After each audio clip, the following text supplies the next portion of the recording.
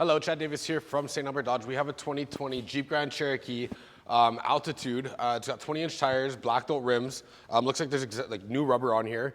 You got tow hooks in the front, and then you have heated mirrors.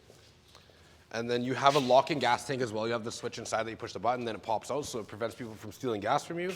You have a power tailgate. We also have a hitch on the back that was put on aftermarket with backup sensors.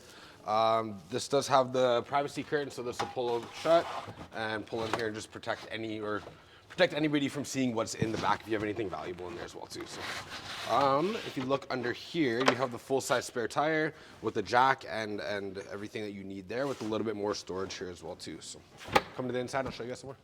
Hello and welcome back to the interior of this Jeep Grand Cherokee Altitude.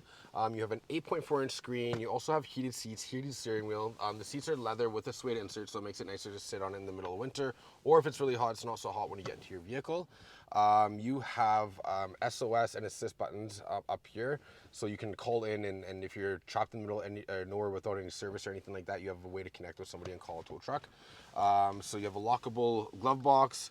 You also have Bluetooth, you have cruise control, and then you have blind spot monitoring with lane departure as well too.